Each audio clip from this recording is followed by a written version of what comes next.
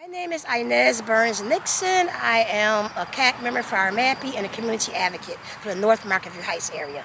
Garden is next called the Garden of Hope, and the purpose of the Garden of Hope is to provide food, healthy fruits and vegetables to people in the communities to have food disparities. The purpose of my garden is everything is free. Free to come in, free to take, free whatever you want. It's an open garden to anybody in the community, anybody in the city, you're welcome. That's what the Garden of Hope is for. I started in gardening in 1985. I was the first person to have a garden in Olean apartment complex. And then I moved to Five Village apartment complex in 92. And then I also had a garden there. The first person to have a garden in the projects. People were excited, to have a garden. I've been doing this garden since 1997. The Garden of Hope has been around. Transition with another group having it, giving it back to me again. The Garden of Hope has a lot of history. Started off with different types of things and purpose behind the garden. But my whole purpose for the garden is to let people come when they're going through trauma, stress, upset. Just come with a table and chair and sit down. The Garden of Hope has came a long way. I feel that people in the city does not have the right food, healthy, clean food. No chemicals is used in the garden. It's all grown with love. And our community, 90% of the people in my community live below poverty level. 90% people in my community, children, don't know how it is to see an apple tree, a pear tree, a plum tree.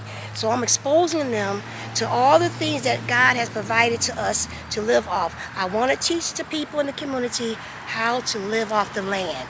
So if we ever get into war, or we ever get into a crisis or a storm, you can go in your yard and grab an apple, a peach, a plum, and you're able to survive and live. That's the purpose of the gardens. My mother, we're from the Midwest. So our family grew up on gardening. My mother was a big-time gardener and flower person. As I grew up over the years, I started liking gardening.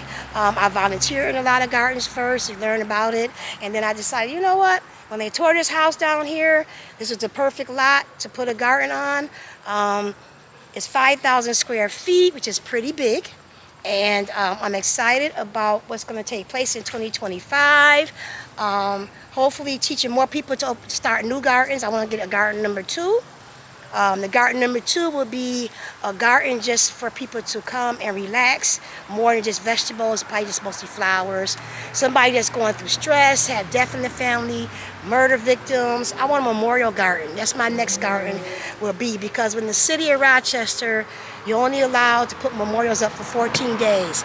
This way, families can come put a rose bush up, they could plant a tree up in memory of somebody that's lost, a grandmother, grandfather, a murder victim, domestic violence. I also want to give more education on terminally ill diseases like cancer and diabetes, and that's the purpose of my garden, is teaching people that have health issues like diabetes, high blood pressure, kidney disease. How can you live healthy with those terminally ill diseases? And that's what the garden does. It gets you able, as you bend, you're doing a push-up. People don't understand. Bending, stretching, pulling is all exercises. And when you volunteer in the garden, you're getting that. I have really benefited from partnering with Taproot. Taproot has showed me that regardless of all the milestones you face, because I sometimes get a little negative, and they know me, I'm a firecracker, and it has taught me to tone it down, Inez. We're gonna work with you, we can do this. It has made a big difference in me.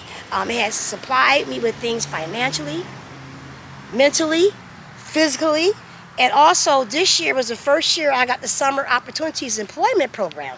A group of kids came over, I love them! And I fell in love with them. They was here over the summer. They built the beds, they cleaned up, we had lunch, we talked, we socialized. I told them how they could be leaders in their community, how I want them to take stands in their community and stand up for what they want, the changes they want to see. Taproot, if I had a problem, I can call them like bam, bam, bam. They respond fast. I called Nick, Inez, I need help with this. He tried to find a way. He tried to find me funding. He tried to find any way he can. I don't know what I would really, it's gonna make me cry. what I would really do without Taproot. There's no other place or business or nonprofit or nothing in our community that helps. They are the only ones that help with gardens, because the city is not in our corner. So we need Taproot. I need Taproot. The workshops, I've been to workshops, so many workshops on seeding and soil. I've got my soil tested. I've got workshops on how to take care of animals and get these little diggers out of here, how to take care of my garden without using poison. I've branched off with, what is the name of the agency that give me the flowers on St. Paul Street? CCE. Yes, I've worked with them. They give me flowers. But Taproot has been my backbone over the last 10 years.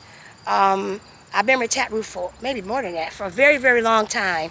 And they have really showed me, many times I wanted to give up, but they was like, nah, stick it out, we'll help you out some type of way. So I'm really excited about Taproot. I hope eventually that I'll be able to give back or have like a big fundraiser for them to raise money for Taproot. That's my goal in 2025, is to have I'll probably go over there and sell dinners for them right from the garden and raising money. That's what I want to do. I want to give back. So when somebody give me something, my mother always ready to give back. So my give back to Taproot is to have a fundraiser to raise money for the nonprofit to help them keep flowing along. If I had $5,000, I would build me a community room if I could afford it. I want a community room so I can do services all winter. I don't only want to be a garden in the summer and spring, but I want to do winter events. I want to have snowman contests and color the snow with dye and teach kids about fun in the winter. Instead of going downtown, paying for parking, we should have these events in our community. Our community to have firsthand events for our neighbors to come in. Hey, let's do a snowball fight this week. Let's do this, whatever.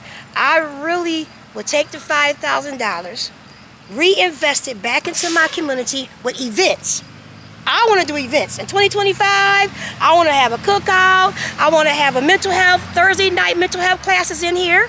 I want to do a drug alcohol treatment program where people come have a meeting here once a week. I want to do a senior program out here where people that have health issues come out exercise on Saturday mornings. I want to do a chill spot. It's a summer program. Wow, that's the main thing I would do. I'm working on now trying to get a summer camp. It's called Chill Spot, where kids just drop, come and chill with me all day, help me out. Somewhere safe, clean. They got to worry about bullets, shots, drugs. And that's what I want to do. If I get the money, that's what I would do. I probably would have a free cookout. I'll feed everybody. Let's come get some hot dogs and feed people, because anything to bring us together, we need a reunion. I want to have a block party. I want to do an event called Bring the Swag Back to the North Market View Heights. So I want to block off Central Park, bring everybody out, set up street captains. We don't have no block clubs. Get our block clubs back together. Get organized so we could, because people is power. And we get organized, get us about 5 or 6 block clubs together, have our meetings starting in 2025, meet with the city, tell them what we want. And I want to be able to have more access to the public market. The gardens should have a special spot in the public market just for gardeners. So if you want to sell stuff out your garden to raise money, if you want to have a fundraiser to raise money for your garden, the public market, I'll be able to take some of that money and pay for us a spot. If they don't give it to us, we'll rent us a spot. So we'll have us a spot over all the winter months. We better go in there and raise money so when spring comes, we have some funding.